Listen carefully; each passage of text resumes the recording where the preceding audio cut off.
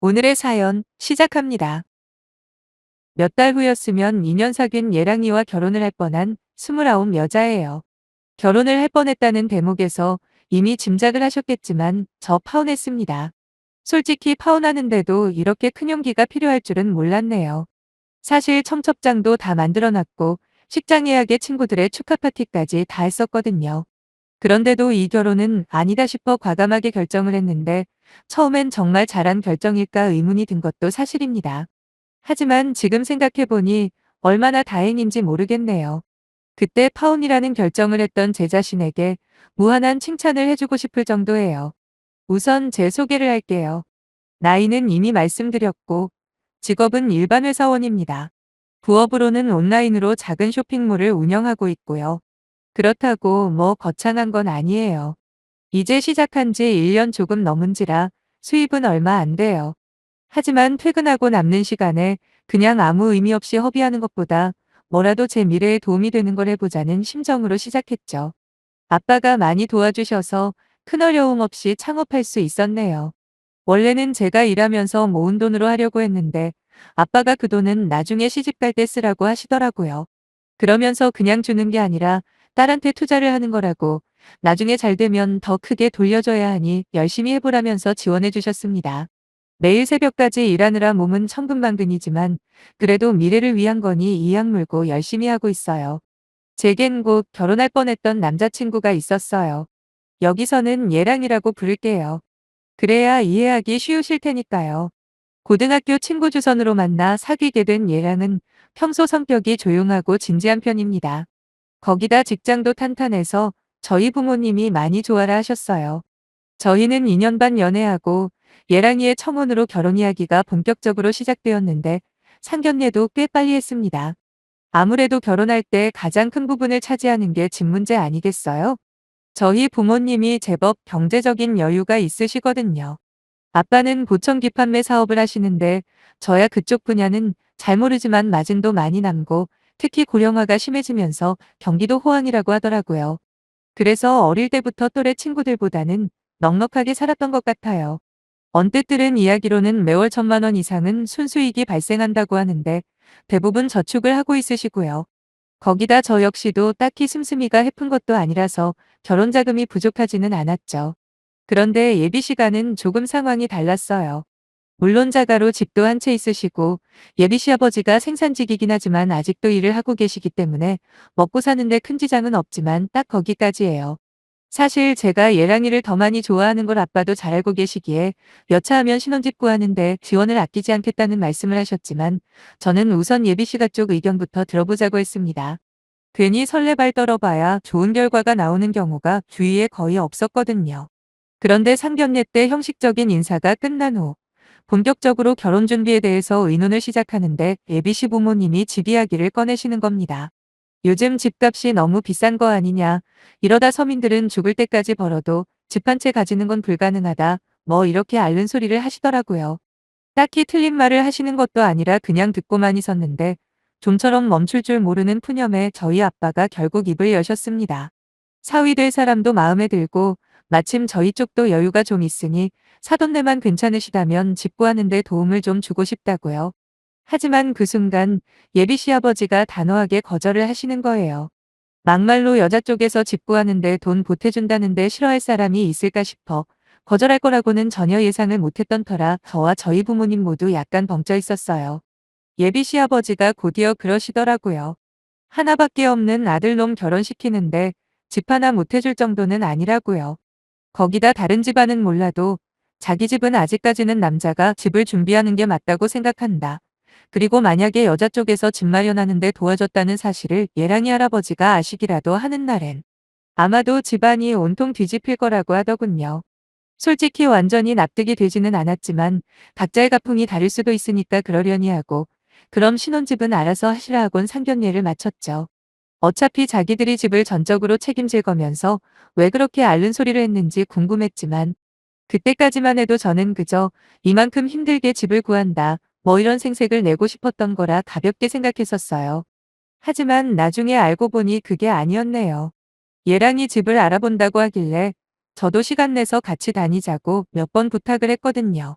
그런데 자꾸 시간도 안 맞고 자기가 알아서 할 수 있다며 제가 동행하는 걸 피하는 눈치가 보이길래 뭔가 이상하다 생각은 했습니다. 그런데 한 달 정도 지났을까 어느 날 예랑이가 들뜬 목소리로 집을 구했다고 하는 겁니다. 28평 아파트였는데 입지도 좋고 건물도 지은 지 3년이 채 안 되는 거의 새 거라고 하더라고요. 저는 바로 가격부터 물어봤죠. 그랬더니 7억이라고 하는 겁니다. 저는 정말 깜짝 놀랐어요. 솔직히 그 정도까지 준비할 거라고는 상상도 안 했거든요. 게다가 예비 시가의 경제력이 그 정도까지인 줄도 몰랐고요. 그런데 예랑이가 그러는 겁니다. 이 집 사는데 부모님이랑 할아버지가 엄청 도와주셨다고 말이에요. 순진한 저는 그때 당시만 해도 7억을 전부 다 예비 시가에서 지불한 줄 알았네요. 아니, 모두 지불한 건 맞았죠. 그중에 석이 빚이라는 게 문제였지만요. 아무튼 당시만 해도 석 빚에 대해선 까맣게 몰랐던 터라 전 바로 친정아빠에게 알렸고 아빠 역시 많이 놀라시는 눈치였어요. 그러면서 결혼 비용으로 준비했던 1억 5천만 원은 부족한 것 같다고 하시더군요. 처음엔 1억 더 주신다고 하시길래 제가 말렸습니다. 지금 있는 돈만으로도 혼수는 충분히 할 수 있고 나머지 비용도 가능하다. 대신 집이 7억짜리니까 5천만 원을 더 보태서 그걸로 예단을 더 하자고요. 얘랑이랑 신혼집을 구경하러 갔을 때도 이후에 무슨 일이 벌어질지 아무것도 몰랐습니다. 비록 7억이라는 비싼 아파트치고는 실내 구조나 주위 환경이 그렇게까지 좋은 편은 아니었지만 그래도 이게 어디냐 싶어 만족하고 나왔네요. 이제 혼수만 채우면 되는 상황이라 전 매일매일 이것저것 가전제품이나 침대 가구 등을 알아보며 그렇게 부푼 가슴으로 결혼식을 준비하고 있었네요. 그러던 와중에 예비시가에서 한번 놀러 오라고 맛있는 거 해주신다고 하셔서 주말에 들렀거든요. 저는 인사를 드리면서 신혼집 해주시느라 고생이 많으셨겠다. 정말 감사하고 앞으로 잘 살겠다고 감사의 뜻을 전했습니다. 그랬더니 시어머니가 뭐라고 하시는지 아세요? 너무 감사하지 말래요. 어차피 그 돈 다 뽑아먹는다고요.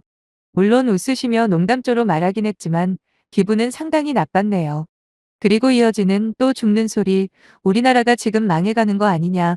옛날만 해도 열심히 일만 하면 집 한 채 사는 건 일도 아니었는데 지금은 그게 아니라면서 다른 사람 도움 없이는 집 한 채 사는 것조차 불가능해졌다고 하시는 겁니다. 그러면서 정치인들 그리고 역대 대통령들까지 소환해서 혼자 막 열을 내며 욕을 하시는데 정말 가시방석이 따로 없더군요. 마치 저 들으라는 듯이 한참을 이야기하시다가 드디어 식사를 하게 되었죠. 그런데 밥 한 술을 뜨자마자 이번엔 예비 시아버지가 저를 바라보며 결혼하면 시부모한테도 물론 잘해야겠지만 그보다 자기 아버님, 그러니까 저한테는 시할아버지가 되겠네요. 그분한테는 정말 잘해야 한다고 말씀하시는 겁니다. 저는 예의상 네 알겠습니다. 잘할게요 라고 대답을 했죠. 근데 목소리를 높이시며 그냥 잘하는 걸로 안 된다고 하는 거예요. 지금 니네 신혼집 사는데 할아버지가 많이 도와주셨다고 그러니까 그만큼 더 각별히 챙기라면서 한다는 소리가 매일은 무리더라도 이틀에 한 번씩은 꼬박꼬박 아침에 전화드려서 문안 인사드리고 한 달에 한 번은 꼭 얼굴 직접 찾아뵙고 손주 며느리가 직접 해주는 맛있는 음식도 대접하라고 하는데 기가 막혀 죽는 줄 알았어요. 제가 살고 있는 곳이 경기도거든요. 그런데 시할아버지는 강원도에서 시고모님하고 살고 있는 걸로 아는데 왕복 몇 시간을 매달 다녀오라니요. 거기다 이틀에 한 번 아침에 안부 전화는 또 뭐고요. 저도 모르게 인상을 찌푸리며 아무 말도 없이 앉아 있으니 제 눈치를 보고는 예랑이가 부가 설명을 해주는데 그제야 몰랐던 사실을 알게 되었습니다. 그것도 진작에 저한테 알려줬어야 하는 중요한 사실을요. 예비시가에서 마련해준 집이 7억이라고 했죠? 그런데 예랑이 모은 돈 8천에 시부모님이 1억 2천 보태셨대요. 그럼 5억이 남잖아요? 그 5억을 바로 할아버지가 주신 거랍니다. 그런데 더 웃긴 건 그냥 주신 게 아니라 차용증까지 쓰고 매달 이자까지 갚는 조건으로 빌려주신 거래요. 아, 물론 가족이라고 해서 무조건 돈을 공짜로 줘야 한다는 건 아니에요.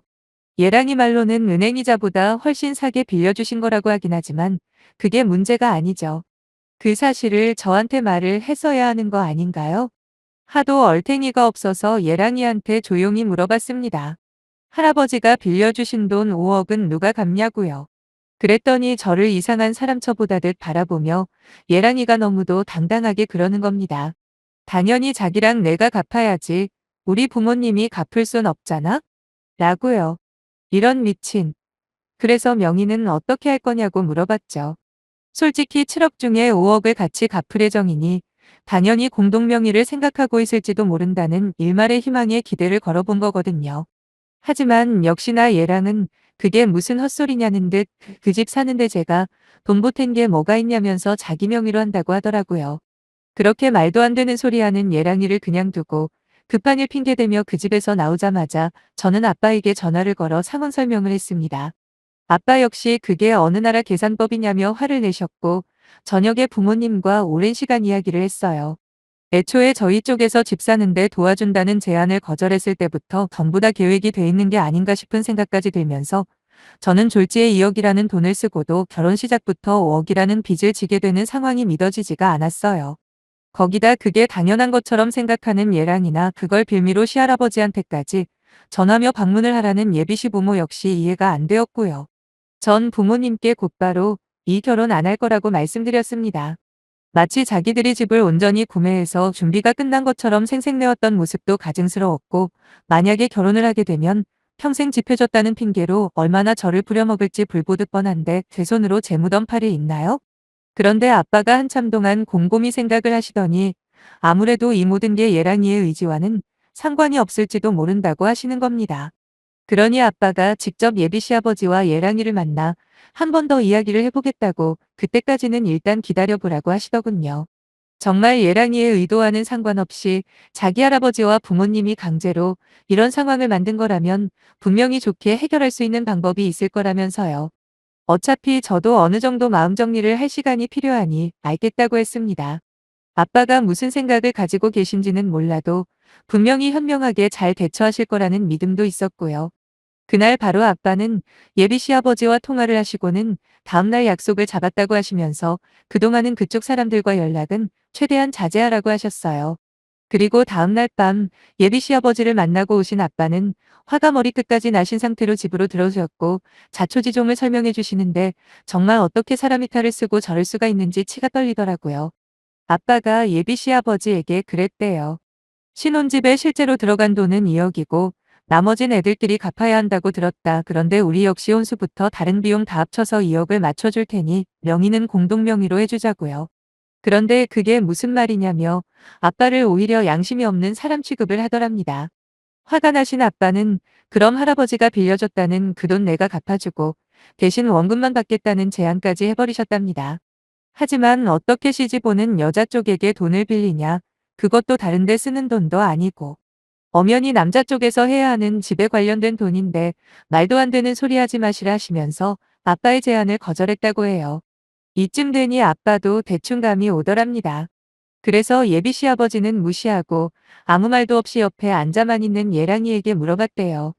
자네는 어떻게 생각하냐고요. 누가 봐도 내 제안을 거절할 명분이 없는 거 아니냐. 누구한테 돈을 빌리는 게 뭐가 중요하냐고. 결혼하고 이자까지 내면서 석을 갚는 거랑 무이자로 원금만 갚는 방법 사이에서 고민한다는 거 자체가 문제가 있는 거 아니냐 물어봤더니 단 1초의 고민도 없이 자기는 이자를 내더라도 처가 도움 없이 시가 가족들의 힘만으로 집을 마련하는 게 맞다고 대답하더랍니다. 그제서야 처음부터 상대할 가치가 없었다는 사실을 인지하신 아빠는 그럼 이 결혼은 없던 걸로 할 테니 자잘한 문제들은 각자 해결하자고 말하곤 집으로 오신 겁니다. 개인적으로 예란이를 너무 좋게 보셔서 기회를 주고 싶었다며 한숨을 길게 내쉬는 아빠를 보며 괜히 제가 죄송하더라고요. 하필 골라도 그런 인간을 골라서 이런 꼴을 당하시게 했구나 싶었어요. 비록 제가 더 좋아하고 사랑한 건 부정할 수 없지만 그것도 엄연히 정상적인 남자라는 전제 조건 하에서지 그냥 눈에 콩깍지가 씌어서 나중에 후회할 것 뻔히 보이는데도 달려들 만큼 어리석지는 않거든요. 아무튼 그날 이후로 저는 식장 예약도 취소하고 친구들과 지인들에게 저의 파혼 소식을 알리느라 진땀을 뺐지만 상관없어요. 한번 쪽팔리고 말지 남이 눈이 무서워서 제 인생 말아먹는 것보다는 백배천배 나으니까요. 처음엔 저희 쪽에서 파혼하자는 말을 믿지 않던 예비 시부모와 예랑이도 제가 친구들에게 파혼한다고 알리고 다니는 걸 알고서는 그제서야 저희가 원하는 대로 하겠다고 빌고 난리도 아니었지만 어쩌겠어요. 이미 버스 떠난 지 한참이 지났는데 다시 되돌릴 방법이 있을 리가 있겠습니까? 거기다 하이라이트는 예랑이가 술 먹고 저희 집에 찾아와서 울며불며 아빠한테 무릎 꿇고 한 번만 다시 생각해달라고 사정사정했다는 겁니다. 저도 냉정한 편이지만 저희 아빠는 진짜 장난 없어요. 한 번 마음 주면 모든 걸 다 줄 만큼 올인하다가도 아니다 싶으면 칼같이 돌아서서는 뒤도 안 돌아보시는 성격이죠. 이미 집 사놓고 계약까지 끝났는데 자긴 어떻게 하냐고 혼자서 그 돈을 어느 세월에 갚느냐며 진상을 부리는 예랑이에게 제가 그랬습니다. 지금도 안 늦었으니 7억짜리 집 있는 남자라고 동네방네 소문내고 다녀보라고요. 대신 그중에 5억 빚은 같이 갚아야 한다는 이야기도 꼭 하라고 했습니다. 혹시 하냐고 정말 멍청한 여자가 한 명 정도는 걸릴지도 모르니 여기서 진상짓 하지 말고 당장 꺼지라고 그랬네요. 한 번만 더 찾아오면 경찰도 부를 거고 친구들이랑 니네 직장 찾아가서 망신이란 망신은 다 줄 테니 명심하라고 했습니다. 그랬더니 만취한 와중에도 그건 무서웠는지 나가더라고요. 그게 그놈의 마지막 모습이었네요. 현재는 다니던 직장 그만두고 본격적으로 쇼핑몰 사업을 확장해서 거기에만 매진하고 있습니다. 이참에 남자고 뭐고 다 있고 제 사업에만 집중해서 꼭 성공하고 싶네요. 제 인생이 알차고 탄탄해지면 좋은 남자는 자동으로 따라올 테니까요.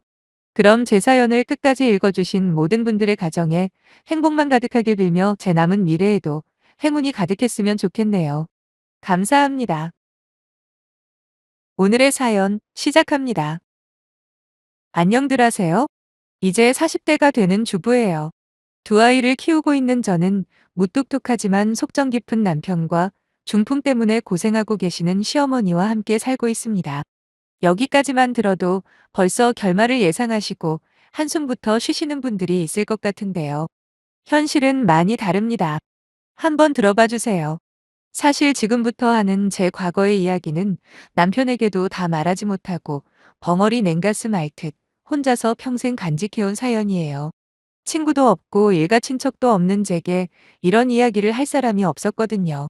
거기다 어디 자랑할 만한 내용도 아니라 그저 가슴속에 묻고만 살았는데 지난달 두 시누이가 찾아와 난리를 치는 바람에 인연을 끊는 사건이 있어서 겸사겸사 말해보려 합니다.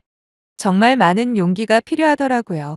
하지만 여기 사연들을 들으며 언젠가는 나도 익명의 힘을 빌려서라도 내 이야기를 해보리라 생각을 해왔던 터라 드디어 이렇게 사연을 신청해보네요. 저는 부모님이 없습니다. 친아빠는 제가 태어나고 돌진하자마자 일하시다 사고로 돌아가셨고요. 그 뒤로 엄마는 재혼을 하셨는데 그때 일은 생각하기도 싫으니 아주 간단하게만 짚고 넘어갈게요. 제가 중학교 때 새아빠가 해서는 안 될 짓을 저에게 해버렸고 너무 충격을 받은 저는 바로 엄마에게 말을 했죠. 하지만 어찌 된 영문인지 새아빠를 탓하기보다 오히려 행실을 똑바로 안 했다며 저를 죄인으로 몰아가는 엄마에게 큰 실망과 두려움을 느꼈습니다. 계속 같이 살다간 무슨 짓을 더 당할지 모르겠더군요. 그래서 전 가출을 했어요. 그냥 시위용 가출이 아니라 정말 얼굴을 안 볼 생각으로 무작정 집에서 나와버렸죠. 단 한 번의 기억이지만 지금까지도 저를 따라다니며 괴롭힐 만큼 무섭고 끔찍한 그 일을 또 당하기 싫었습니다. 지금 같으면 경찰에 신고라도 해서 해결을 해보려 했겠지만 당시만 해도 다른 누구에게 알리는 것조차 창피했던 것 같아요. 거기다 제 편일 줄 알았던 엄마마저 등 돌린 상태에서 다른 사람에게 도움을 요청할 용기조차 없었네요. 하지만 여자 중학생이 집을 나와서 어디서 지내겠어요. 그때부터 저는 오직 살기 위해 여기저기를 전전하며 살았습니다. 알바를 하고 싶어도 받아주는 데가 없었고 인생을 포기할까 극단적인 생각도 해봤지만 사람 목숨이라는 게 그리 쉽게 끊을 수 있는 게 아니더군요. 그중에 가장 견디기 힘든 건 바로 배고픔이었습니다. 편의점 근처에서 배회하다 사람들이 먹고 남긴 음식은 그나마 운이 좋아야 얻을 수 있는 거였어요. 며칠 굶다 보면 저도 모르게 거리낌 없이 쓰레기통을 뒤지기도 했습니다. 그러다 저는 가출 청소년들을 위한 보호센터와 연이 닿았죠. 지금 생각해봐도 그때가 제 인생에서 가장 운이 좋았던 것 같아요. 제 사정을 들으신 자원봉사자 중 한 분의 도움으로 지낼 곳을 얻을 수 있었습니다. 물론 저희 집 주소를 제일 먼저 물어보셨지만 전 절대로 대답하지 않았죠. 당시엔 어른들에 대해서 불신이 너무도 컸었거든요. 혹시라도 새아빠나 엄마에게 제 소식이 전해지면 다시 끌려가서 그 지옥 같은 일을 당할지도 모른다는 불안감에 부모님의 여부나 살던 곳에 대해서는 무조건 모르쇠로 일관했습니다. 그랬더니 보호센터에서 운영하는 숙식시설을 안내해 주더라고요. 세상에 매일 밤 잘 곳을 찾아 헤매일 필요가 없다는 사실만으로도 전 너무 행복했습니다. 거기다 새벽마다 차가운 한기를 느끼지 않아도 되니 그곳이 마치 낙원처럼 느껴졌고요. 다른 아이들은 대부분 몇 달 정도만 지내다 자기 집으로 돌아갔어요. 사춘기 때의 반항으로 집을 나온 애들이 거의 전부였거든요. 하지만 전 예외였죠. 그렇다고 거기에 계속 있을 수만은 없었어요. 정해진 기간이 닿으면 나가야 하는 규칙 때문이었는데 그곳에서 쫓겨나고 전 다시 길거리 생활로 돌아가게 되었습니다. 그리고 가출한 애들끼리 모여서 지내는 곳에서 몇 년을 지냈습니다. 거기서 무슨 일을 했는지는 자세하게 말하지 않을게요. 미성년자들이 돈을 버는 것 자체가 100% 불법 아니겠어요. 단지 한 가지 확실하게 말씀드릴 수 있는 건 다른 여자애들처럼 몸을 파는 일은 절대 하지 않았다는 겁니다. 사실 엄밀히 말하면 하지 않았다는 것보다 할 수 없었다고 하는 게 더 정확한 표현일 겁니다. 지금 남편이 제 첫남자이니까요. 아무튼 성인이 되자마자 기숙사를 제공하는 일자리 중에 유흥업소를 빼고 나니 경기도 쪽에 컴퓨터 모니터를 만드는 공장이 하나 딱 남더라고요. 아무 망설임도 없이 전 그곳으로 향했죠. 주야 2교대로 하루 종일 볼트를 끼우고 나사를 조이는 단순 작업이었지만 처음으로 떳떳하게 돈을 번다는 생각에 힘든 것도 몰랐습니다. 어찌 보면 그때부터가 진짜 제 인생이라고 생각해요.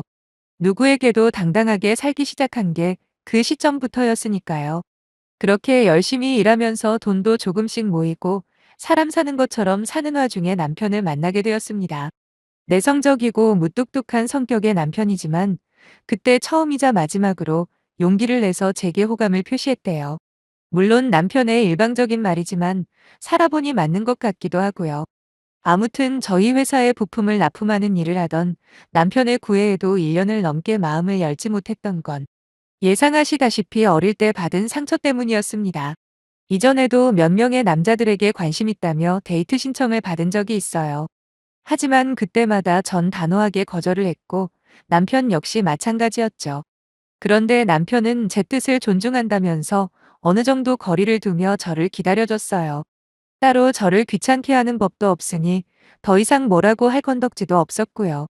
그렇게 1년을 넘게 저를 기다리는 남편에게 결국 마음을 열게 되었고 연애를 시작했습니다.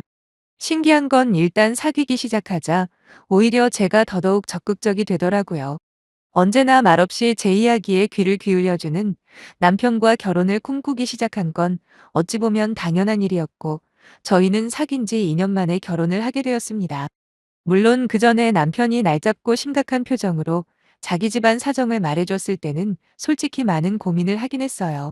당시 남편은 중풍에 걸려 하반신을 거의 못 쓰는 홀어머니를 모시고 살고 있다고 했거든요. 위로 누나가 2명이 있긴 한데 결혼 전부터 아이의 엄마 일은 남자인 남편에게 다 떠넘기고 살다가 이제는 결혼하고 아이의 연락도 거의 안 한다는 말을 들었을 때는 제 결혼 생활이 걱정된다기보다 남편이 불쌍하다는 생각이 더 컸습니다. 배달기사 월급이라고 해봐야 겨우 300만 원 정도일 텐데 그 돈으로 어머님 간병인비에 생활비까지 쓰면서도 그 와중에 나름 적금도 꾸준히 들고 있었던 남편은 만약 결혼을 하게 되면 현재 살고 있는 집에서 어머니를 모셔야 할 수밖에 없다고 했습니다. 물론 그럼에도 불구하고 자기를 믿고 결혼을 해준다면 죽을 각오로 제게 잘해주겠다고 약속을 하면서도 자기도 마음은 아프지만 제게 기회를 주는 거라고 하더군요. 떠나려면 지금이 기회라고 하면서 말이에요. 딱 일주일 고민했네요. 그리고 전 남편의 말을 믿고 결혼을 진행한 겁니다. 만약에 제게 가족이나 친구들이 있었다면 엄청 말렸을 거예요. 그러면 모르긴 몰라도 남편과 결혼을 하지 않았겠죠. 객관적으로 봤을 때 이 결혼을 하는 건 여자로서 미친 짓이나 마찬가지니까요. 그때 당시에 제가 이 결혼을 해야 하냐 말아야 하냐 글을 올렸다면 100이면 100 전부 결사반대를 했을 겁니다. 하지만 제게는 고민을 들어줄 그 어떤 누구도 없었던지라 그렇게 혼자 결정을 하고 남편과 편찮으신 시어머니와 살기 시작했네요. 참 어려운 일도 많았어요. 특히 시어머니의 대소변을 받아내는 건 저도 곤혹스러웠을 뿐 아니라 시어머니 역시 불편해하셨죠. 물론 남편이 집에 있을 땐 전부 남편이 담당했습니다. 하지만 남편이 야근을 하는 날엔 간병인도 없고 저밖에 없을 때면 다른 방법이 없잖아요. 제가 할 수밖에요. 솔직히 더럽다는 생각은 많이 들지 않았어요. 그보다 훨씬 더 더러운 환경에서도 오랜 시간 살았으니까요. 단지 어색한 게 가장 힘들었죠. 그러나 그것도 점차 시간이 지날수록 익숙해져 가더라고요. 물론 시어머니도 마찬가지고요. 남편에게 듣기론 제가 시집 오기 전까지만 해도 어머님은 하루 종일 누워 있거나 앉아서 TV만 보셨다고 해요. 말수도 없고 무뚝뚝한 남편 성격에 먼저 다가와서 대화를 나눌 일도 없었을 테고, 거기다 간병인 역시 몇 달을 주기로 계속 바뀌는 바람에 말 붙일 사람이 없었는데, 제가 집에 들어오고 나서부터 어머님은 말수가 조금씩 늘더니 얼마 안가 시어머니와 저는 이런저런 이야기를 나누는 사이가 되었네요. 그때를 가끔씩 회상을 해볼 때가 있는데 남들은 어떻게 생각할지는 몰라도 참 행복했습니다. 안 믿어지시죠? 근데 진짜 행복했어요. 남편은 자기가 약속한 대로 가정에 충실한 사람이었고 자기 어머니만큼 저를 아껴줬어요. 비록 외벌이로는 미래가 안 보이니 제가 일하는 거에 대해서는 별다른 말을 하지는 않았지만 자기도 몸이 힘들 텐데 청소 빨래, 설거지까지 해주는 건 기본이고, 어머님 다리 마사지를 해드리고 방으로 들어오면 아무 말도 없이 제가 좋아하는 초콜릿이나 젤리 같은 걸 손에 쥐어주곤 했습니다. 말만 번드르르하게 하고 정작 행동으로 옮기지 않는 남자보다 남편처럼 말없이 챙겨주고 신경 써주는 남자가 훨씬 더 좋은 것 같아요. 거기다 비록 몸은 불편하시지만 시어머니는 어느새 엄마 같은 존재가 되어버렸고, 든든한 남편과 엄마까지 두 명의 가족이 한꺼번에 생긴 듯한 느낌에 비록 몸은 힘들지만 하루하루가 행복했어요. 물론 지금도 마찬가지고요. 그러면서 첫째 아이가 생겼고 또 한 명의 가족이 늘게 되었죠. 그리고 둘째 아이까지 낳고 살다 보니 경제적으로도 또 심리적으로도 충만한 일상이었습니다. 경제적으로도 많이 좋아졌고요. 남편의 성실함을 인정한 회사 사장님이 직급도 올려주고 월급도 대폭 인상해줬거든요. 거기다 집은 작아라 열심히 아끼고 모으니 통장 잔고가 점점 늘더라고요. 그렇게 아무런 걱정 없는 나날들이 이어질 줄 알았는데 어머님의 건강 상태가 악화되시 시작했습니다. 비록 하반신은 못 쓰셨지만 다른 곳은 이상이 없었거든요. 말씀도 잘 하시고요. 그런데 몸 상태가 조금씩 안 좋아지면서 말도 어눌해지고, 그리 좋아하던 손주들 보는 것도 힘겨워하는 모습을 보고 있자니 가슴이 무너지는 것 같았어요. 말씀드렸지만 가족 하나 없는 제게 어머님은 시어머니 이상의 존재였어요.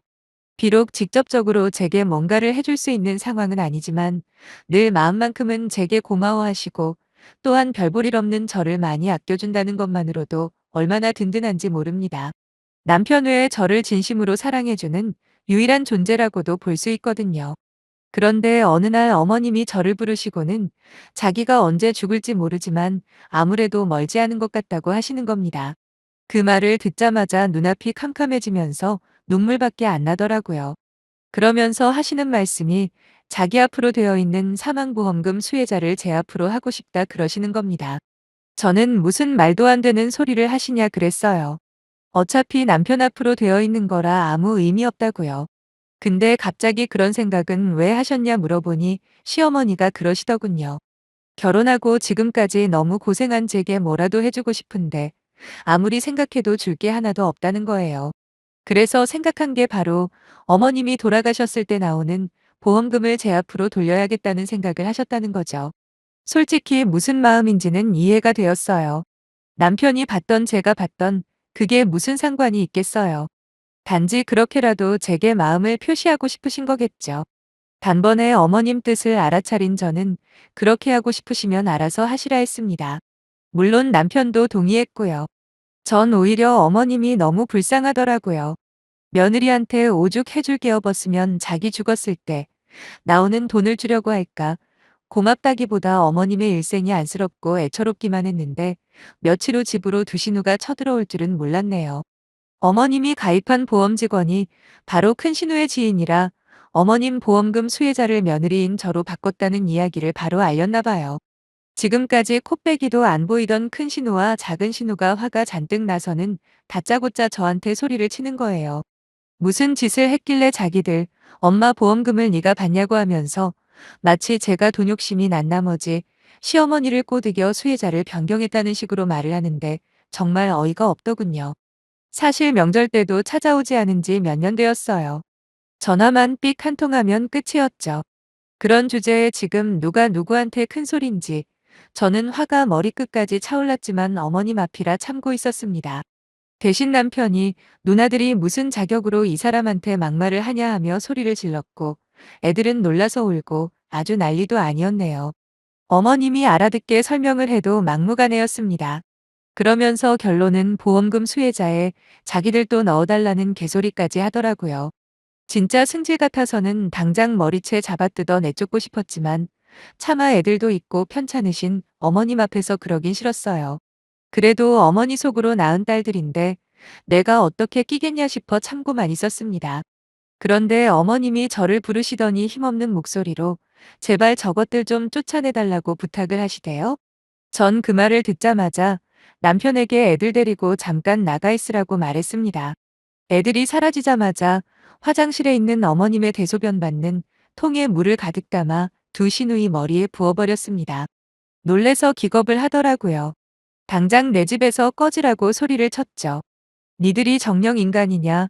어떻게 몇 년 동안 한 번 찾아오지 않을 수가 있냐? 그래도 엄만데 걱정도 안 되더냐라고 했더니 두 신우가 악을 쓰며 덤벼들길래 머리채 쥐어잡고 그래도 어머님 못 보시게 큰 방으로 끌고 들어가서 다 뜯어버렸네요. 힘으로는 못 당하겠는지 고발한다 어쩐다. 부모 없이 자란 년이 뭐가 잘났다고 자기들한테 이러냐 소리소리를 치는데 아무리 생각해도 어머님이 자식 교육은 완전 잘못시켰다고 그랬어요. 니들 말대로나 부모 없다. 그래도 난 최소한 돌이라는 건 알고 있다. 적어도 니들처럼 아픈 엄마 모른 척하고 살 만큼 쓰레기는 아니라고 했더니 찍소리도 못하대요. 그때 시어머니가 저를 부르는 소리가 들려 나가 보니 두 신우들 좀 가까이 오라고 하더라고요. 그래도 엄마라고 둘 다 앞으로 다가가긴 하더라고요. 그 순간 어머니가 죽으림을 다해 두 신우의 뺨을 날리셨어요. 그리곤 나가라고 악을 쓰시는데 정말 놀랬습니다. 신우들 역시 엄청 놀란 듯 했고요. 전 어머님이 걱정돼서 곧바로 신우들 내쫓아 버렸습니다. 한 번만 더 찾아오거나 연락해서 헛소리하면 다음엔 진짜로 머리털 싹 다 뽑아버린다고 했습니다. 집으로 돌아와 보니 어머님은 누워서 울고 계시더군요. 마음이 참 복잡했어요. 제가 너무 심하게 한 건가 싶기도 했지만 또 그런 상황이 와도 전 똑같이 할 것 같네요. 어떻게 사람의 탈을 쓰고 저럴 수가 있는지 다시 한번 어머님이 불쌍하다는 생각밖에 안 들었어요. 그 후로 한 달이 흘렀고 어머님은 다시 괜찮아지신 것 같습니다. 물론 몸은 갈수록 약해지는 건 사실이지만 그래도 전보다 곧잘 이야기도 많이 하시는 게 정신적으로는 많이 안정을 찾으신 것 같아 다행이에요. 남들이 보기에는 불행할 수밖에 없는 제 상황이지만 실제로는 그렇지 않다는 걸 말하고 싶었습니다. 훗날 어머님이 돌아가시고 누군가 이 사연을 봤을 때 시작은 절망뿐이었던 제 인생이 남편과 어머님을 만나 얼마나 행복했는지 남길 수 있어서 다행이라는 생각이 드네요. 익명의 힘이라는 게 좋을 때도 있는 것 같아요. 그럼 저는 일상으로 돌아가렵니다. 두 아이 잘 키우며 소중한 남편, 그리고 어머님과 행복하게 살겠습니다. 읽어주셔서 감사합니다.